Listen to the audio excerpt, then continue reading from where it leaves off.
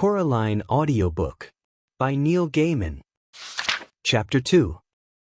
The next day it had stopped raining, but a thick white fog had lowered over the house. "I'm going for a walk," said Coraline. "Don't go too far," said her mother, "and dress up warmly." Coraline put on her blue coat with a hood, her red scarf, and her yellow Wellington boots. She went out. Miss Spink was walking her dogs. "Hello, Caroline," said Miss Spink. "Rotten weather." "Yes," said Coraline. "I played Portia once," said Miss Spink. "Miss Forcible talks about her Ophelia, but it was my Portia they came to siege when we trod the boards."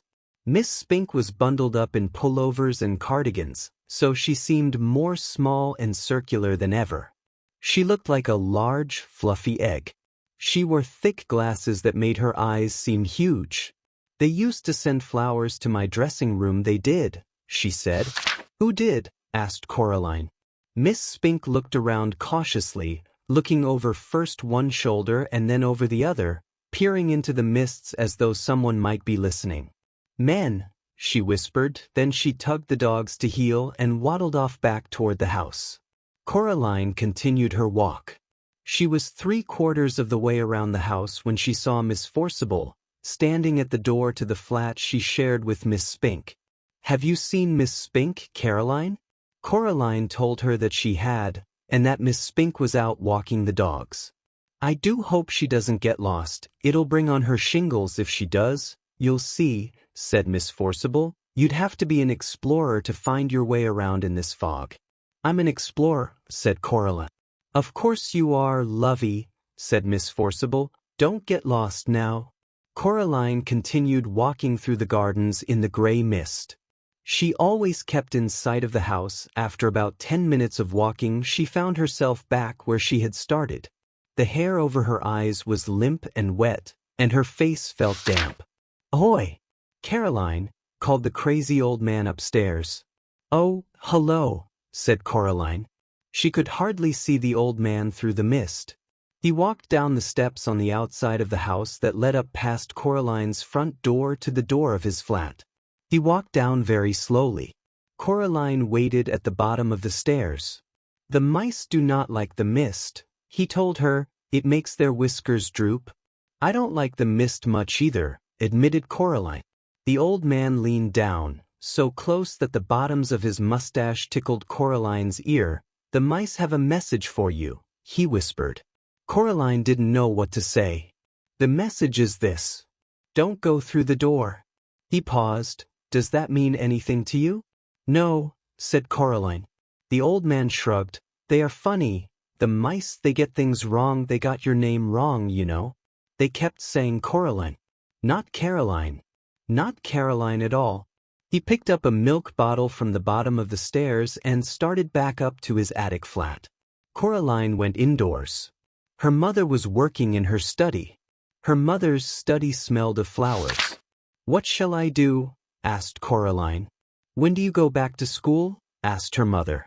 "Next week," said Coraline. "Umph," said her mother. "I suppose I shall have to get you new school clothes.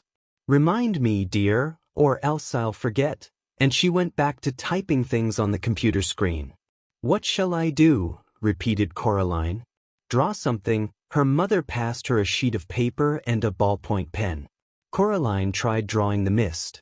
After 10 minutes of drawing, she still had a white sheet of paper with MIST written on it in one corner in slightly wiggly letters. She grunted and passed it to her mother. "Very modern, dear," said Coraline's mother. Coraline crept into the drawing room and tried to open the old door in the corner. It was locked once more. She supposed her mother must have locked it again. She shrugged. Coraline went to see her father. He had his back to the door as he typed. "Go away," he said cheerfully as she walked in. "I'm bored," she said. "Learn how to tap dance," he suggested, without turning around. Coraline shook her head. "Why don't you play with me?" she asked. "Busy," he said. "Working," he added. He still hadn't turned around to look at her. "Why don't you go and bother Miss Spink and Miss Forcible?"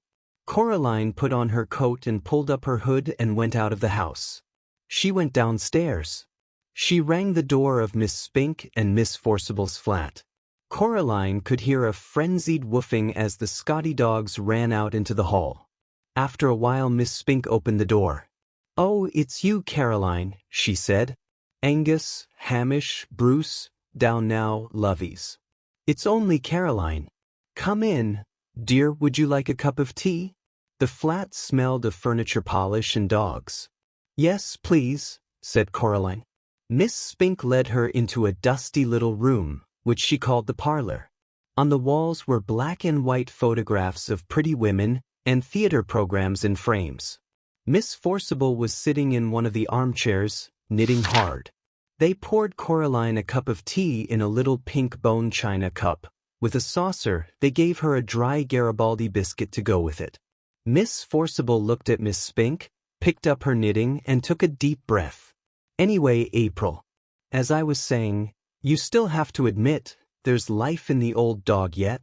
Miriam, dear, neither of us is as young as we were." "Madame Archie," replied Miss Forcible. "The nurse in Romeo. Lady Bracknell. Character parts. They can't retire you from the stage."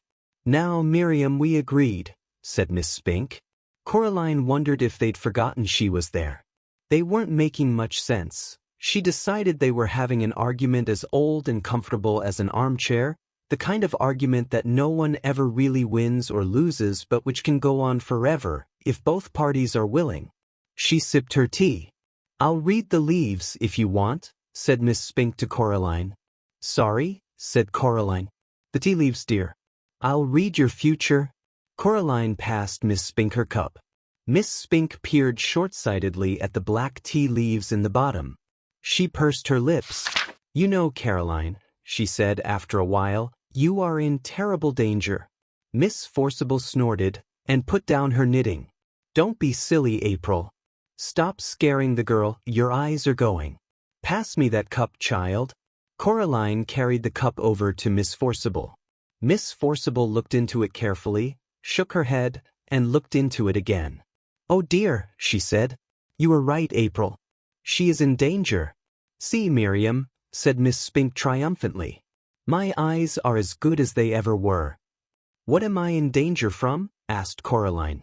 Mrs. Spink and Forcible stared at her blankly. "It didn't say," said Miss Spink. "Tea leaves aren't reliable for that kind of thing. Not really that they're good for general, but not for specifics." "What should I do then?" asked Coraline, who was slightly alarmed by this. "Don't wear green in your dressing room," suggested Miss Spink. "Or mention the Scottish play," added Miss Forcible. Coraline wondered why so few of the adults she had met made any sense. She sometimes wondered who they thought they were talking to. "And be very, very careful," said Miss Spink. She got up from the armchair and went over to the fireplace. On the mantelpiece was a small jar, and Miss Spink took off the top of the jar and began to pull things out of it. There was a tiny china duck, a thimble, a strange little brass coin, 2 paper clips, and a stone with a hole in it.